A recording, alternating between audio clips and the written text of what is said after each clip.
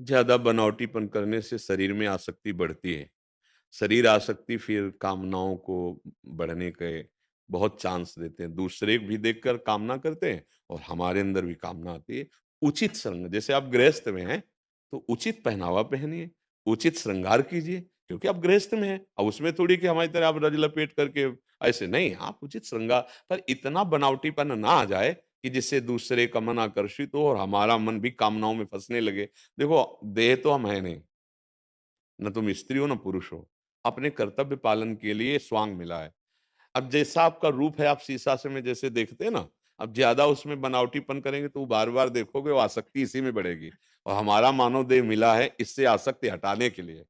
तो उचित श्रृंगार जैसे गृहिणी अपने घर में अपने पति आदि के तो उचित श्रृंगार और सावधानी पूर्वक जीवन यात्रा में कोई गलती ना होने पावे, तो आपकी भक्ति पथ की पुष्टता वाली अंदर भावना आ जाएगी। अच्छा, जैसे बहुत है बाहरी श्रृंगार, तो उसमें कहीं न कहीं हमारी कामना होती है कि हमारा शरीर सुंदर दिखे और उस कामना के अंदर फिर कोई न कोई वासना, तृष्णा, स्पृहा, इच्छाएँ ये राज्य करती है। फिर वो हमारा जो मार्ग भक्ति का है, वो ढक जाता है। हमारा सात्विक जैसा ब और हम आपको सच्ची कहते हैं, सुंदरता तो सत्यता में चलने पर मिलती है। आप भजन करो और थोड़ा संयम से रहो, उचित, तो आपके चेहरे पे एक लावण्य आ जाएगा। मुख प्रसन्न तन तेज विराजा, कीनस रामचंद्र कर काजा। कोई भी हो, चाहे स्त्री शरीर हो, चाहे पुरुष शरीर हो, संयम से चलो और भजन करो, तो आपके चेहरे में वो सुंदरता होगी जो दूसरे के देखने पर निष्कामता बढ़ाएगी, कामना नहीं। देखो ना, संत महात्मा जन जो भगवान में चित्त जोड़े हैं, कौन-सा भैया श्रृंगार बाहरी होता है।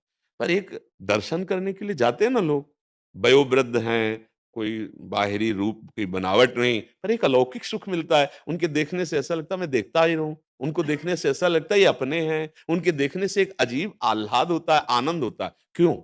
क्योंकि वो सत्य मार्ग में चल रहे हैं, भगवत मार्ग में चल रहे हैं। तो मुझे लगता है जो भगवत मार्ग का पथिक है, चाहे स्त्री हो या पुरुष हो, सात्विक वेशभूषा में रहे, क्योंकि वेशभूषा का प्रभाव हमारे चित्त पर पड़ता है। हम जैसे वेशभूषा धारण करेंगे, वैसे ही हमारा अहम हो जाता है। हम जैसे बनावटी करेंगे ना, तो उसमें कामनाएँ हैं, इच्छाएँ हैं, वासनाएँ हैं, तो वो दूसरों के प्रति भी और अपने प्रति भी ठीक नहीं है।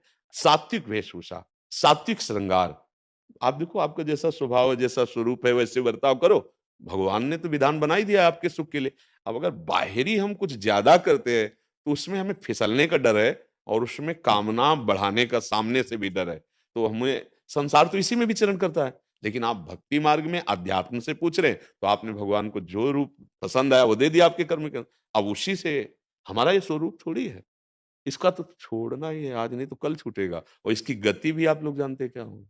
नहीं, आप इसको बनावटी क्या ज़्यादा करें। बढ़िया सुंदरता लगेगी जब देखो माई सुंदरता की सीमा, राधा, राधा, राधा रटोगे, तो आपके नेत्र सुंदर हो जाएँगे, आपकी वाणी सुंदर हो, आपके विचार सुंदर हो जाएँगे, आपको देखने में अच्छा लगेगा और वो अच्छा लगना निष्काम होगा। वो गंदी गंदी वृत्ति नहीं पैदा करेगा। अच्छा, बनावट जैसे बाहर की जाती है, तो बाहर की बनावट में अपने अंदर भी अहमता पुष्ट होती है और वो दूसरे के अंदर भी कामना प्रकट करने वाला बनता है। तो जहाँ पूछा है, ये अध्यात्म मार्ग का ये मंच है, इसलिए हमें लगता है उचित श्रृंगार, जैसे माताओं-बहनों के लिए है, तो उचित श्रृंगार अपने धर्म की सीमा के अंतर्गत, फिर मंगलमय है, कोई परेशानी नहीं। हमें दूसरे के दिखाने की भावना नहीं होनी चाहिए। हाँ, सा उत्तम के बस असमन माहि, सपने हुआन पुरुष जग नाहि। एक पाणी ग्रहण संस्कार किया और उसी में धर्म पूर्वक चले और दोनों मिलकर धर्म का आचरण किया, भजन किया, दोनों भगवान को प्राप्त हो गए। ऐसे गृहस्थी में चला जाता है। नाथ सकल संपदा तुम्हारी, मैं सेवक समेत सुत नारी, और विरक्त तो संपूर्ण विषयों पर विजय प्राप्त करके भगवान को प्राप्त कर ले। दोनों के लिए भगवत मार्ग है। जी।